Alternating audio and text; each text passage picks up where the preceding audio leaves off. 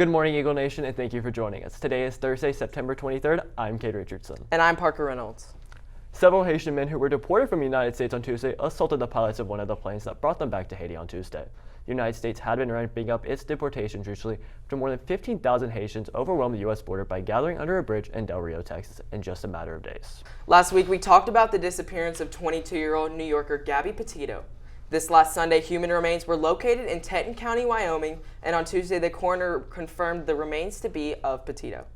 Now ruling this a homicide case, the FBI has taken many steps to further the explanation of her murder, including questioning her fiancé, Brian Laundrie's parents, and filing a search warrant into Laundrie's home. Laundrie is currently MIA, and the search is now on for him across the Floridian wetlands, as he is the main suspect in the case. On Monday night, senior Prosper cheerleader Michaela Noble suffered a spinal injury from a severe tumbling incident. She was rushed to the hospital and received emergency surgery overnight. According to her mom, Jen Noble, the surgery went better than expected. As of right now, she has movement in her arms, though no other progress has been shown. The results from the MRI have shown that there is no need for a second surgery due to the injury being too severe. And as a result, the chances of Michaela walking again are, medically speaking, very slim. Prosper students have been showing their support for Michaela, though, starting a GoFundMe, holding a prayer circle at Medical City Plano, and now changing the attire for the homecoming game to purple in honor of her. Michaela's parents have requested that Prosper keeps her in its thoughts and prayers so that the swelling will decrease and she will be able to gain feelings in her hands. Today is North Texas Giving Day, but one of Prosper's local sports teams has already been making charitable efforts with a local shoe drive. Madeline Wentz has details on how you can support those in need while also helping the girls lacrosse team. Prosper Girls Lacrosse launched its fall fundraiser for this year, a used shoe drive that lasts from August until the end of October. All donations collected during the drive will directly benefit Souls for Souls, an organization that provides shoes in developing countries. This fundraiser not only supports our team as a whole, but it also supports the people out there who are less fortunate, who can afford to buy their own shoes. Individuals are asked to donate used shoes that are in good condition. Players at both Rock Hill and PHS are teaming up on this effort and asking that students and staff participate to help those in need.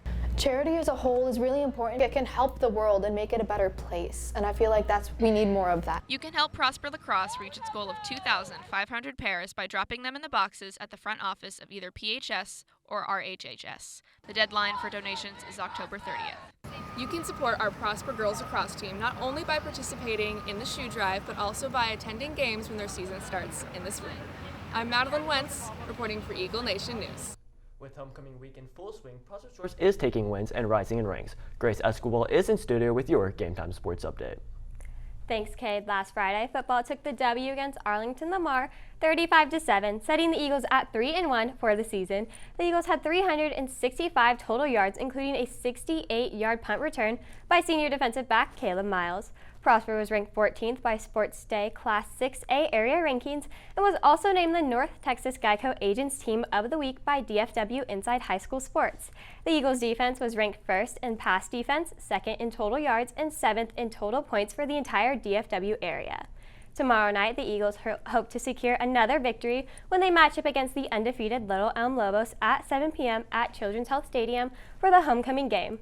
Also on Friday, volleyball had a tough loss to Denton Guyer in the fourth set, but the Lady Eagles were able to turn things around on Tuesday against Allen with a game-clinching win in the fifth set after a night full of back and forth between the two Eagle teams. The Lady Eagles will play again tomorrow at 5:30 in the arena against McKinney. Moving from one court to another, in tennis news, the Eagles were unable to take the W over Allen, falling short 18-1. The Eagles are currently ranked 8th in 6A Region 1 rankings. Switching from the courts to the course, cross country last Saturday competed down in Corpus Christi, and both varsity girls and boys won the gold race. Senior Shawai Johnson placed first, with senior Aubrey O'Connell following in second. The Eagles will compete in the McNeil Hoka Invite on Saturday at Old Settlers Park and Round Rock at 8 a.m. Also over the weekend, golf participated in the Bart Granger Memorial Tournament and made it to the championship round, which was one of the team's goals this year. The team tied for 21st out of the 52 best teams in the state. Want to stay up to date and can't wait for the next episode of Eagle Nation News? Visit our Instagram page at Eagle Nation Network and look for the Eagle Minute highlight. Here you will find everything you need to know in 60 seconds. From the latest in pop culture, politics, sports, and maybe even a sneak peek of the upcoming episode, you'll always be in the know. Again, our Instagram handle is @EagleNationNetwork, and while you're at it, follow us on Twitter @EagleNationNews and subscribe to Eagle Nation Network on YouTube. We'll see you over there.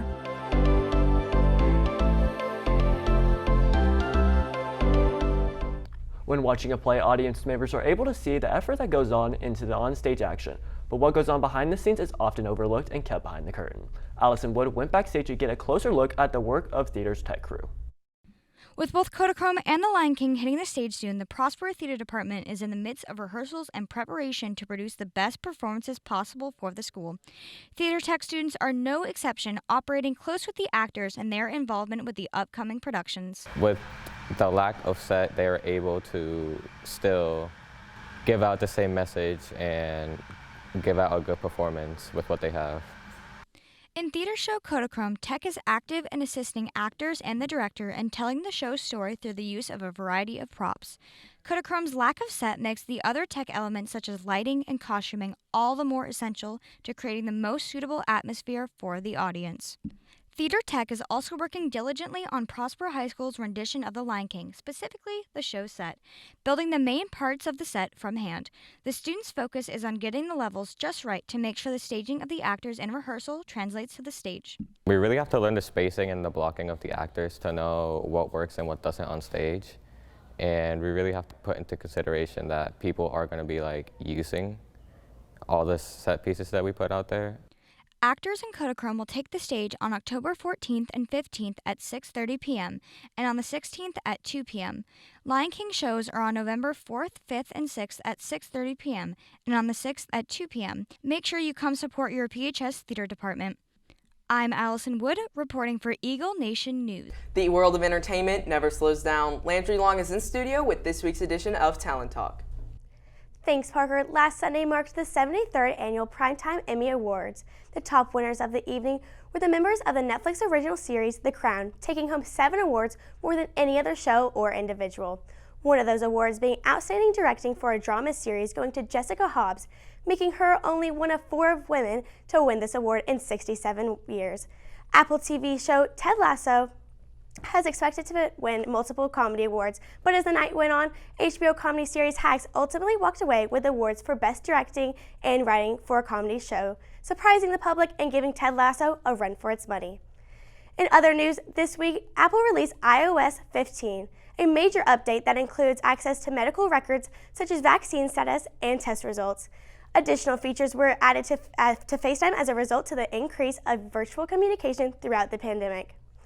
No hobbies are left unexplored at PHS. Mr. Kama discusses the Prosper Shooting Team and what opportunities this program provides for its students. The Prosper Shooting Team is an extracurricular activity at PHS dedicated to improving student skills in shooting firearms. Sponsored by Mr. Atkinson and Mr. Kraft, the competitive shooting team allows students ages 12 through 18 to develop interest in shooting by providing an environment with safe access to shotguns and targets. Through improving skills in shooting, students are provided with opportunities for scholarships as well as improving their self-discipline skills. Shooting also provides students with an opportunity to help out their bank account. So there's these things called punches. So if you win the tournament, basically, then you can get punches, and you get either 3 or 4 punches, and that moves up your class. So if you're the best in the actual tournament, you can actually get money from it. So I've gotten a couple of checks before, nothing too crazy, but since I'm in a higher class now, it's a little bit harder to be able to get to the higher part of the actual tournament. For more information or to join the shooting team, contact sponsors Mr. Atkinson or Mr. Kraft. For Eagle Nation News, I'm Mithra Kama. After this short break, Kay Spears highlights the history of homecoming. Every Friday in October, the Student Council Energy and Environment Committee has created a great way to take care of the environment through the Plastic Free Friday campaign. Instead of bringing a plastic water bottle on Fridays, bring a reusable water bottle and you will receive a free piece of candy from the Student Council. Homecoming is an annual tradition that includes dances, parades, and football. Kay Spears sheds a light on how this beloved event originated and why we still celebrate it today. Homecoming is an annual event celebrated across the United States that originated at the University of Missouri. Dating back to 1911, the tradition began when the university's athletic director invited alumni to come home for the annual holiday game against the University of Kansas. The weekend included rally speeches and parade, with the focus of the weekend pinned on the football game. Students used the homecoming dance as an opportunity to dress their best and connect with individuals who were special to them. The first celebrated homecoming events included traditions such as crowning a homecoming king and queen that would eventually spread across the nation. The event was named homecoming because it was thought of as a coming home for the alumni of the institution. Since the occurrence of the event, schools across the United States now hold school dances towards the start of the year that students attend the weekend of their homecoming football games. At many schools, including PHS, the traditions now include finding creative ways of asking potential dates to the dance. PHS will host its homecoming football game on Friday, September 24th against Little Elm. The dance will be held on Saturday, September 25th at PHS. Reporting for Eagle Nation News, I'm Case. That's all we have for you today, Eagle Nation. I'm Parker Reynolds. And I'm Kid Richardson. Thank you for tuning in, and we'll see you next week.